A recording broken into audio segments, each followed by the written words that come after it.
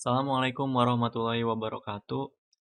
Yang terhormat kepada Bapak Muhammad Abduh, STMT. Perkenalkan, saya Muhammad Darmayuda Tio Pratama dengan NIM 2022 08011524 dari jurusan Teknik Informatika. Di sini saya akan mempresentasikan materi yang sedang saya bawa, yaitu Electronic and Mobile E-Commerce and Enterprise System. Oke, tanpa banyak cakap di awal, kita langsung saja ke pengertiannya. Oke, di sini pendahuluan tentang elektronik, commerce atau e-commerce. E-commerce adalah segala aktivitas jual beli yang dilakukan melalui media elektronik. Meskipun sarana meliputi televisi dan telepon, kini e-commerce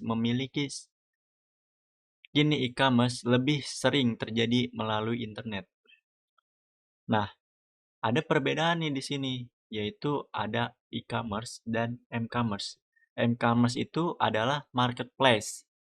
Di sini juga ada pengertian dari marketplace, yaitu salah satu model e-commerce. Model bisnis ini berfungsi sebagai perantara antara penjual dan pembeli. Penjual yang berdagang di marketplace hanya perlu meladeni pembeli. Semua aktivitas lain seperti pengolahan website sudah diurus oleh platform tersebut. Situs-situs seperti Shopee dan Lazada adalah dua contoh dari marketplace. Oke, lanjut. Nah, apa saja sih jenis e-commerce ini? Jenis e-commerce ini ada 6. Business to business, business to customer, customer to customer, customer to business, business to public administrasi, customer to public administrasi. Oke, saya jelasin secara singkatnya saja ya. Business to business itu adalah di mana perusahaan ini menjual jasa atau produknya kepada perusahaan. Business to customer, di mana perusahaan menjual jasa atau produknya ini kepada seseorang. Customer to customer, ini kita bisa ambil contoh banyak yang terjadi seperti saya misalnya HP saya tidak dipakai. Saya ingin menjualnya. Nah, itu termasuk ke customer to customer karena menjual suatu produk barang bekas kepada seseorang. Ada lagi customer to business. Ini sama seperti halnya business to business, tetapi pelakunya adalah orang, di mana orang ini menjual sebuah produk atau jasanya kepada perusahaan. Business to public administrasi sama juga seperti business to business, di mana yang berperilakunya di sini adalah pemerintah. Customer to business ini sama halnya seperti ini ya, seperti C2B, di mana seseorang ini menjual jasanya tetapi kepada lembaga pemerintah. Oke, lanjut. Nah, di sini ini ada contoh beberapa dari jenis-jenis tadi ya. Kayak business to business, contohnya itu adalah elektronik GT, Ralali, MBZ, terus business to customer, ada Lazada, Blibli.com, Shopee, kemudian customer to customer ada OLX, karena itu adalah website barang bekas ya, atau jual beli barang bekas. Kemudian ada Tokopedia, terus juga ada Kaskus. Customer to business ada freelance, Upwork, eStock, dan yang terakhir adalah business to public administrasi ada Wheel dan Akela. Nah, kita masuk ke apa manfaat e-commerce. Manfaat e-commerce itu banyak ya, tetapi saya mengambil 6 contoh saja. Yang pertama adalah jangkauan yang luas, biaya yang lebih murah, kemudahan mengolah transaksi dan pengiriman, tidak perlu stok barang sendiri, tidak dibatasi oleh waktu, dan yang terakhir adalah kerja dari manapun. Itu adalah manfaat e-commerce. Selanjutnya, manfaat website sebagai platform e-commerce. Setidaknya ada 3 sarana yang bisa digunakan untuk berjualan secara daring atau secara online, yaitu marketplace online seperti Tokopedia dan Bukalapak. Sebenarnya banyak ya, Shopee juga bisa, ini Lazada bisa. Nah, website sendiri juga bisa, dan yang terakhir adalah media sosial. Marketplace dan media sosial tentunya adalah cara yang lebih gampang untuk melalui Anda hanya perlu membuat akun dan mengatur lapak. Bahkan tidak ada biaya operasional yang perlu Anda keluarkan di awal. Itu adalah manfaat dari website sebagai platform e-commerce. Kemudian kredibilitas. Membangun kredibilitas. Sosial media atau marketplace memang merupakan etalase online yang mudah digunakan. Namun, tidak banyak cara yang bisa dilakukan untuk memperkenalkan diri Anda dalam kedua jenis platform tersebut. Kemungkinan besar, Anda hanya bisa membuat deskripsi pendek tentang produk atau jasa yang ditawarkan. Lain halnya jika Anda memiliki bisnis atau situs tersendiri. Dengan website, Anda memiliki kebebasan dalam menentukan desain website dan fitur toko online. Nah, itu juga merupakan kelebihan atau kekurangannya. Jadi, website sendiri ini atau website yang kita miliki ini lebih jauh, lebih unggul karena kita punya kebebasan dalam menentukan desain website kita. Tapi ya, keunggulan dari marketplace itu yang mengoperasikannya itu adalah si punya platform tersebut, bukan kita. Itu ya, yang saya tahu. Jadi koreksi jika kalau misalnya saya salah. Lanjut, dapat berfungsi sebagai katalog. Nah, ketika menjual produk di media sosial maupun marketplace, Anda tidak diberi kemudahan untuk mendeskripsikannya. Di lain sisi, tampilan website dapat diatur sesuai keinginan. Misalnya Anda dapat memajang berbagai barang dagangan Anda beserta tulisan-tulisan yang membantu calon pembeli untuk mengenalnya. Selanjutnya, meningkatkan pelayanan kepada pembeli. Marketplace dan media sosial memiliki fitur chat atau message yang bisa diakses kapan saja. Namun demikian, pengolahan pesan masuk akan menjadi berantakan jika sudah ada banyak orang yang ingin berkomunikasi dengan Anda. Tentunya Anda tidak ingin lupa membalas sebuah pertanyaan dari calon pembeli. Untuk mengulangi problem tersebut, Anda perlu website yang memiliki fitur chat dan tag dan atau teknik yang lebih mumpuni dan terorganisir. Brand Anda lebih mudah ditemukan melalui mesin pencarian. Penelitian yang dilakukan oleh GA Kapasitas Retail Bank menunjukkan bahwa 81% orang riset produk dengan mesin pencarian sebelum melakukan pembelian. Selain itu, 60% pembelian mengunjungi situs e-commerce yang mereka temui di mesin pencarian sebelum akhirnya memutuskan untuk membeli. Banyaknya kompetitor memiliki website.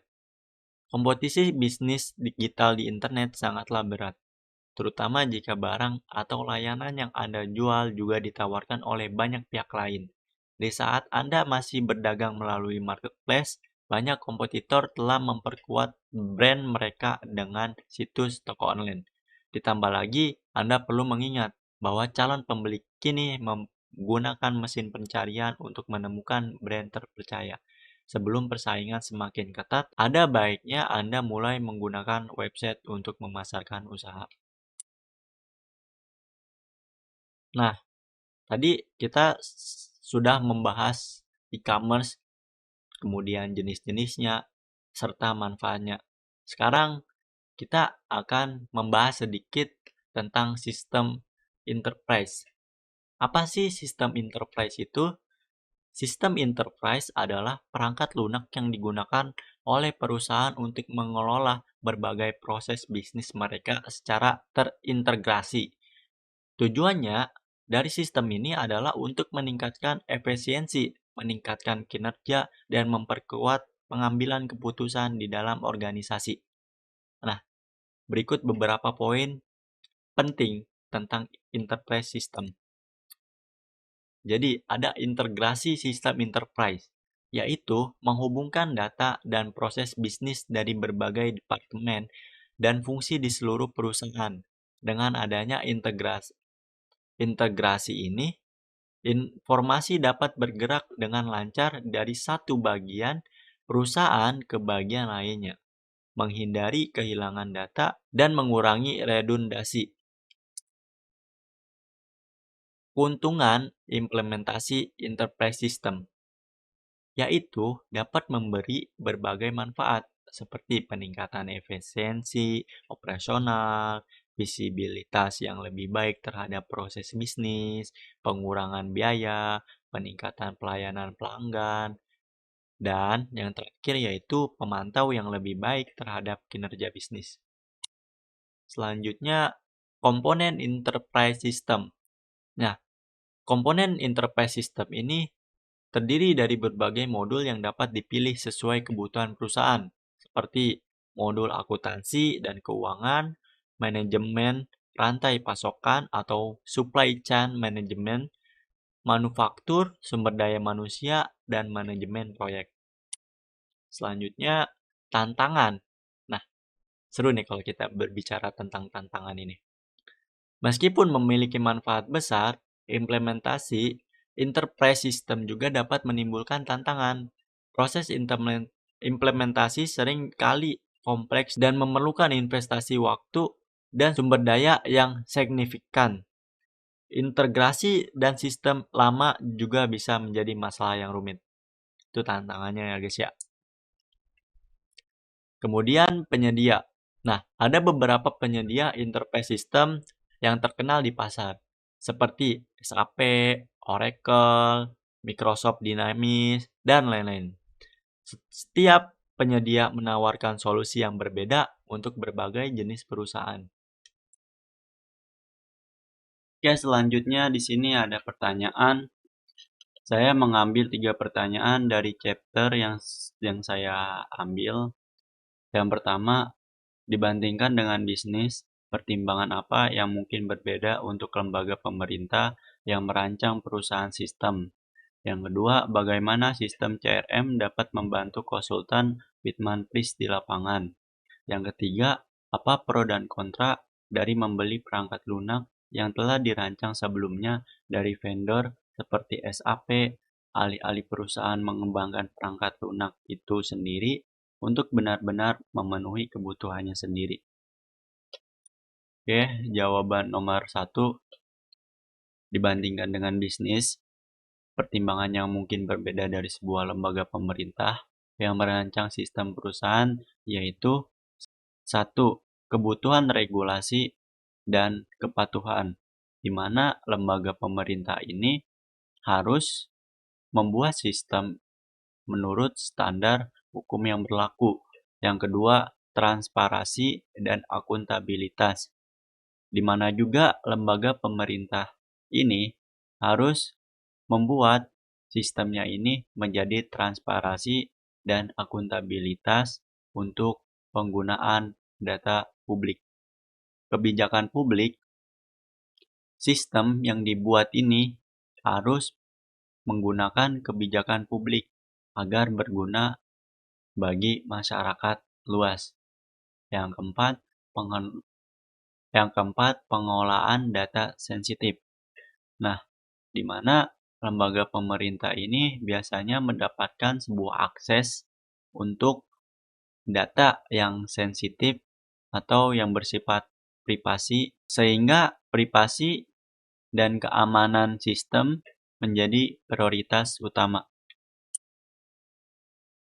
Jawaban yang nomor 2, bagaimana sistem CRM dapat membantu konsultan Bitmanpris di lapangan?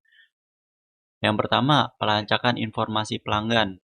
Nah, sistem CRM ini memungkinkan konsultan untuk mencatat dan mengakses informasi penting tentang pelanggan. Kedua, pengolahan tugas dan janji.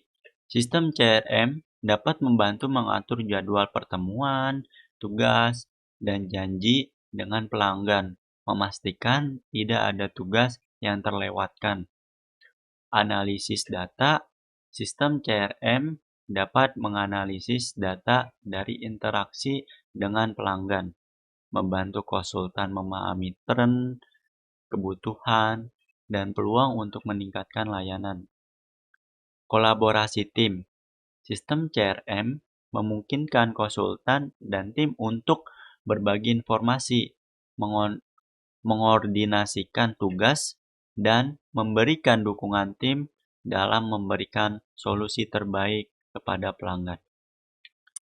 Jawaban yang terakhir yaitu apa pro dan kontra dari membeli perangkat lunak yang telah dirancang sebelumnya dari vendor seperti SAP, alih-alih perusahaan mengembangkan perangkat lunak itu sendiri untuk benar-benar memenuhi kebutuhannya sendiri. Di sini saya mengambil atau membuat keunggulan dan kerugian dari membeli sistem SAP itu sendiri. Keunggulannya itu waktu dan biaya. Nah, biasanya kalau misalnya kita membeli langsung SAP, biasanya kalau kita membeli sebuah perangkat lunak langsung, tidak kita membuat sendiri, waktu yang digunakan juga sangatlah singkat dan biayanya juga tidak mahal. Yang kedua, fitur siap pakai. Nah, biasanya perangkat lunak seperti SAP ini fitur-fiturnya itu sudah siap pakai. Dan yang terakhir adalah dukungan teknis. Nah, perusahaan yang membeli software seperti contohnya SAP ini dapat dukungan teknis itu sendiri dari developernya. Jadi ketika ada masalah dalam SAP dari perusahaan tersebut bisa langsung diperbaiki oleh vendor. Nah, kerugiannya ini keterbatasan kostumisasi. Jadi kalau misalnya kita membuat perangkat sendiri itu memakan waktu banyak dan juga fitur-fitur yang digunakan ini tidak bisa atau tidak siap pakai. Nah, yang kedua adalah ketergantungan pada vendor. Nah, ketika kita ada masalah dalam sebuah perangkat kita atau website kita yang kita buat ini, kita tidak bisa menanganinya ya ujung-ujungnya kita ke vendor juga gitu. Dan yang ketiga adalah biaya jangka panjang. Nah, biasanya kalau misalnya kita membuat sebuah perangkat lunak itu, mungkin biaya awalnya ini tuh murah ya, kayak nggak terlalu mahal. Tapi lama-kelamaan seperti kita harus menyiapkan segala halnya, itu akan menambahkan biaya yang tadinya awalnya murah menjadi mahal. Oke, yang terakhir adalah kesimpulan. Kesimpulan dari Electronic and Mobile Commerce dan Interface System adalah dua aspek kunci dalam menghadapi era digital dan persaingan bisnis yang semakin ketat. E-commerce memungkinkan perusahaan untuk menghadapi pasar global dengan efisien, sementara enterprise system memungkinkan perusahaan untuk mengintegrasi dan mengolah operasi bisnis secara holistik. Namun, kesuksesan dalam mengadopsi keduanya memerlukan strategi yang matang, perencanaan yang baik, dan kesadaran yang akan tantangan yang akan mungkin timbul. Oke, mungkin itu saja yang bisa saya sampaikan. Kalau misalnya banyak kesalahan dalam pengucapan, mohon dimaklumi karena saya juga di sini masih belajar. Cukup sekian dari saya, kurang lebihnya mohon maaf. Wabillahi taufiq wal hidayah. Wassalamualaikum warahmatullahi wabarakatuh.